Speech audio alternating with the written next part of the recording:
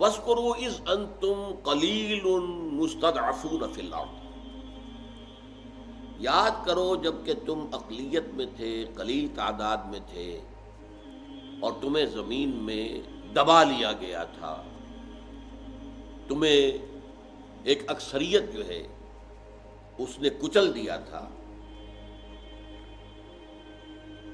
تخافون ان یتخطفکم الناس، اور تم ڈر رہے تھے کہ لوگ تمہیں اچک کر لے جائیں گے۔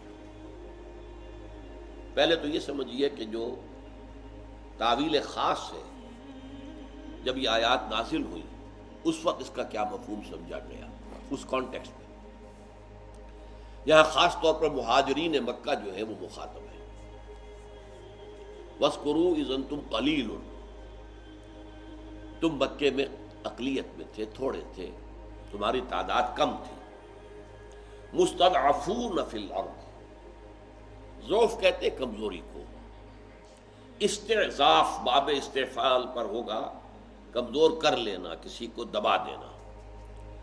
مستضعف جسے دبا دیا گیا ہو، تو تم مستضعف تھے، تم دبے ہوئے تھے، پس رہے تھے، کفار تمہیں ستا رہے تھے، ٹارچر کر رہے تھے، ایذائیں دے رہے تھے۔ وَاذْكُرُوا إِذْ أَنْتُمْ قَلِيلٌ مُسْتَضْعَفُونَ فِي الْأَرْضِ، یہاں فی الارض سے مراد مکے کی سرزمین۔ تخافون ان یتخطفکم الناس، اور تمہیں اندیشہ تھا کہ لوگ تمہیں اچک کر لے جائیں گے، کسی وقت کسی کو قتل کر دیا جائے گا، کسی وقت اس کے گھر سے لے کر نکل جائیں گے لوگ اور اسے کہیں جا کر قتل کر دیں گے، کسی وقت اندیشہ تھا۔ اس لیے کہ مسلمانوں کو تو اجازت ہی نہیں تھی ہاتھ اٹھانے کی، جو بھی کوئی اقدام کرتا اس کے راستے میں کوئی رکاوٹ تھی نہیں۔ تو یہ تین الفاظ نوٹ کیجئے۔ اذ انتم قلیل، نمبر ایک، تم کم تھے، تعداد میں کم تھے۔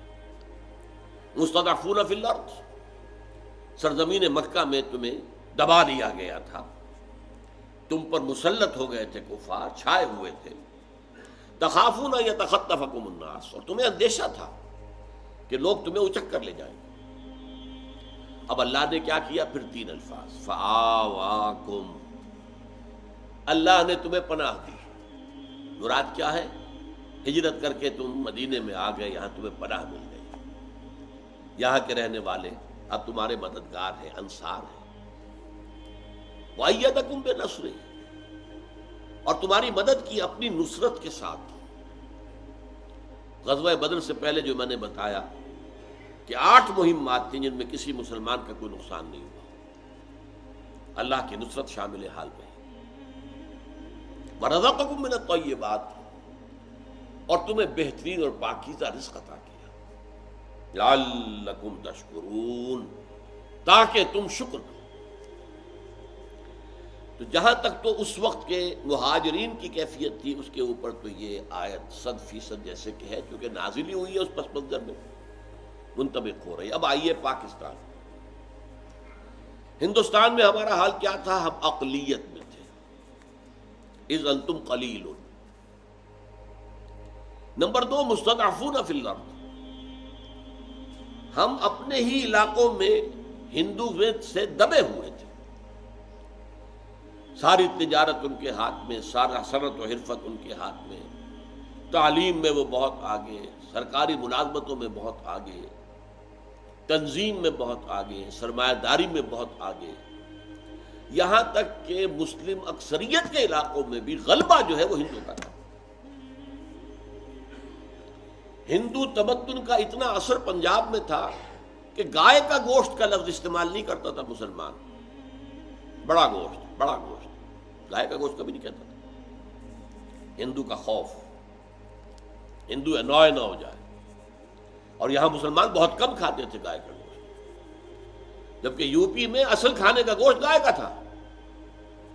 بکرے کی دکان کے اوپر تو اگر کوئی کھڑا ہوا نظر آتا تھا تو اس سے پوچھتے تھے خیریت ہے؟ یہ تو مریضوں کے کھانے کا گوشت ہے، نرم ہے، آسانی سے ہضم ہونے والا، یہ بیمار لوگ کھاتے ہیں۔ جیسے آپ کو یاد ہوگا، کوئی اگر سوڈا واٹر کی بوتل لے کے گھر جا رہا تب بھی پوچھتے تھے خیریت ہے، اس لیے کہ یہ سوڈا واٹر وغیرہ جو ہے بیچارے مریضوں کو پلایا جاتا تھا، عام حالات میں تو پینے کی شے نہیں تھی۔ پنجاب میں اگر کوٹا سسٹم نہ ہوتا تو کوئی مسلمان اعلیٰ تعلیم یافتہ ہو ہی نہیں سکتا تھا۔ انجینئرنگ کالج میں، میڈیکل کالج میں داخلہ مسلمان کا امپاسبل ہوتا، اس لیے کہ مسلمان تعلیم میں پیچھے تھے، وہ میرٹ کے اوپر آ ہی نہیں سکتے تھے۔ وہ تو کوٹا سسٹم ہے جس نے بچایا کہ ان کو چونکہ ان کی ایک فکس کر دی گئی تعداد سیٹوں کی، تو لوگ جو ہے میڈیکل کالج اور انجینئرنگ کالج میں پہنچے۔ تو مستضعف سندھ کا حال کیا تھا؟ ہندو بڑی چھوٹی مائنورٹی، لیکن پوری معیشت جو ہے صوبہ سندھ کی وہ ہندو کے ہاتھ میں تھی۔ یہاں تک کہ جی ایم سید جو بعد میں جو ہے اینٹی پاکستان بھی ہوا، اس وقت وہ مسلم لیگ کا بڑا ایک مخلص رہنما تھا، اور اس نے درخواست کی تھی کہ یو پی سی پی کے مسلمان یہاں آئیں، وہ تجارت جو ہے ان کو گر آتے ہیں، وہ وہاں انہوں نے سیکھے ہوئے ہیں تجارت کے گر، وہ آئیں اور ہمیں ان ہندو بنیے ہیں ان کی غلامی سے نجات دلائیں۔ یہ اس کی اپیل تھی 1943 میں کہ یہاں آئیں، ہجرت کر کے آئیں، اور واقعتاً جب ہجرت کر کے لوگ آئے تو انہوں نے کھلے ہاتھوں استقبال کیا ہے۔ تو بعد میں وہ ایک لمبی بحث ہے، میری کتاب ہے استحکام پاکستان اور مسئلہ سندھ، جس میں میں نے گفتگو کی ہے ان معاملات پر، حالات کیوں بگڑے، پھر دشمنی کیوں ہو گئی، وہ تو ہمارا اپنا غلط طرز عمل تھا۔ تو ہم اپنے ہی علاقوں کے اندر بھی، اکثریت کے علاقوں میں بھی بنگال کی تقسیم کیوں کرائی تھی مسلمانوں نے؟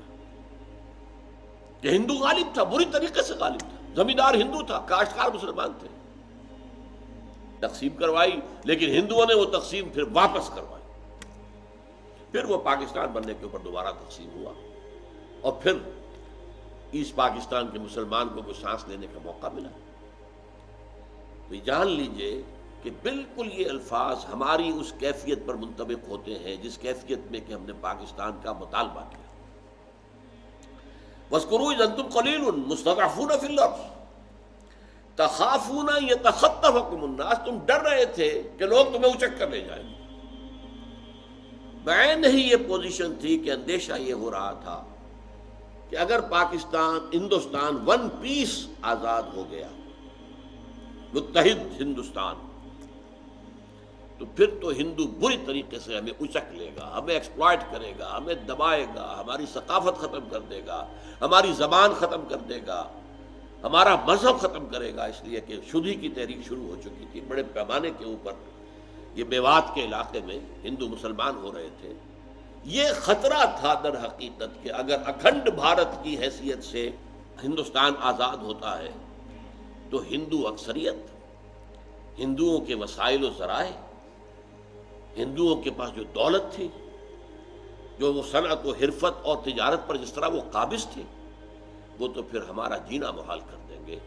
تخافون، یہ خوف تھا تمہیں، ان یتخطفکم الناس، کہ لوگ تمہیں اچک لے جائیں۔ اس پوزیشن میں تحریک پاکستان چلی ہے۔ یہی تین خطرے جو مسلمانان مکہ کو محسوس ہو رہے تھے، جو اس وقت کی کیفیات تھی، بعین ہی مسلمانان ہند کی یہ کیفیت تھی کہ جس کیفیت میں پھر علاج کے طور پر، ایک تجویز اور تدبیر کے طور پر پھر پاکستان کے قیام کا مطالبہ کیا۔ اللہ نے، اب دیکھیے تین الفاظ، اللہ نے تمہیں پناہ دی۔ پاکستان میں ہمیں پناہ ملی کہ نہیں ملی؟ بہار کے لوگ مشرقی پاکستان میں پناہ گزین ہوئے یا نہیں ہوئے؟ یہاں کے عام پنجابی جو ہے، خاص طور پر جانگلی پناہ گیر، پناہ گیر، یہ پناہ ہی تھی جو ہم نے لی تھی آ کر۔ فآواکم، اللہ نے تمہیں پناہ دی۔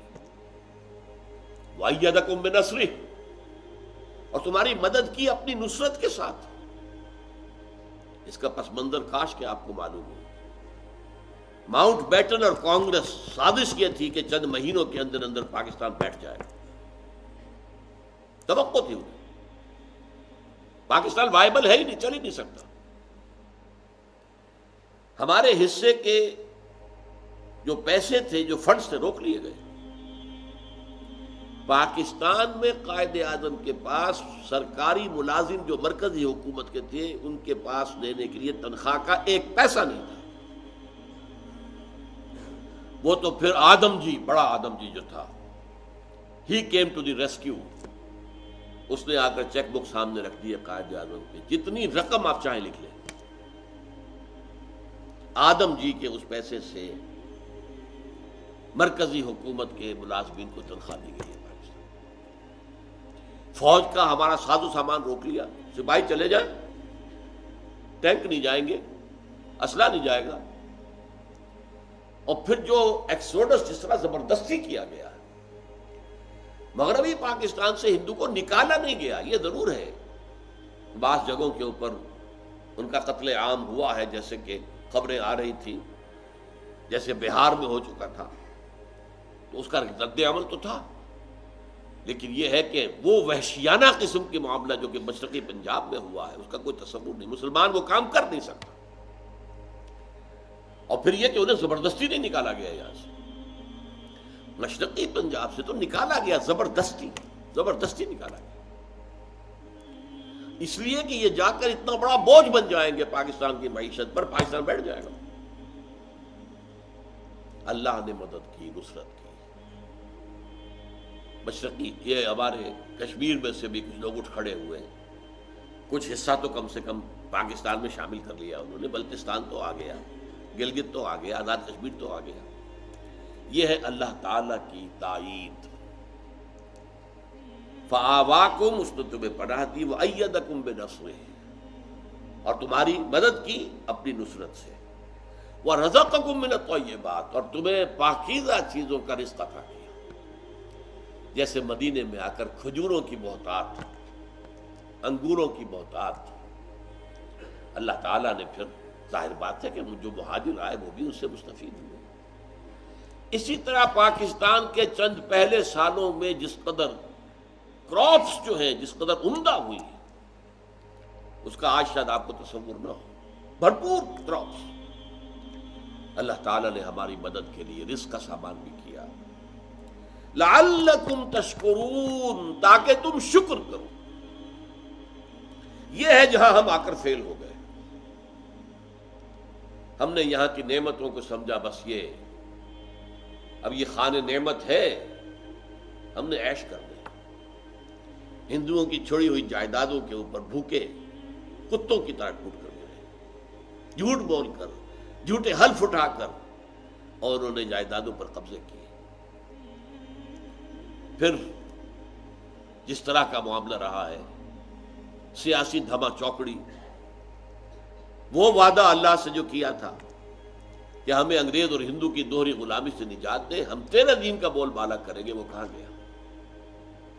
شکر تو یہ تھا کہ ہم پھر اللہ کے دین کو نافذ کرتے، قائم کرتے، وہ نظام عدل و قسط جو ہے، دین قیم، دین حق، اس کو یہاں نافذ کرتے، وہ احکام شریعت جو اللہ نے دیے ہیں، جن سے بہتر قوانین ممکن نہیں، ان کو نافذ کرتے، گاڈ گیون لاز، اللہ کے دیے ہوئے قوانین، اس سے بہتر کون ہو سکتا ہے قانون ساز؟ وہ عقل کل جس نے یہ قوانین ہمیں دیے، لیکن نہیں۔ Here we have failed badly. Pakistan is a failed state at this time. عام طور پر دنیا میں یہ لفظ استعمال ہوتا ہے مالی اعتبار سے failed state، جس کا خطرہ تھا پاکستان کے لیے، اور لوگوں میں کہا جا رہا تھا۔ موجودہ حکومت نے یہ ہے کہ جو بھی کچھ کیا ہے اور باتیں جتنی بھی ہیں، اس کیفیت سے ذرا نکالا ہے پاکستان کو، اب وہ معاشی اعتبار سے فیلڈ سٹیٹ نہیں ہے، لیکن فیلڈ سٹیٹ ہے اس اعتبار سے کس کام کے لیے قائم کیا تھا، وہ کام کہاں ہے؟ میں اس پہ تقریر مفصل کر چکا ہوں، پھر وہ تقریر لفظ بلفظ شائع بھی ہو چکی ہے ماہنامہ میثاق کے شمارے میں۔ اب میں تفصیل میں نہیں جانا چاہتا کہ کس قدر ہمارا مستقبل اس وقت کن کن خدشات سے، کن کن خطرات سے دو چار ہے۔ اس آیت کو ذرا حرز جان بنا لیجئے۔ وَاذْكُرُوا إِذْ أَنْتُمْ قَلِيلٌ مُسْتَضْعَفُونَ فِي الْأَرْضِ تَخَافُونَ أَنْ يَتَخَطَّفَكُمُ النَّاسُ فَآوَاكُمْ وَأَيَّدَكُمْ بِنَصْرِهِ وَرَزَقَكُمْ مِنَ الطَّيِّبَاتِ لَعَلَّكُمْ تَشْكُرُونَ۔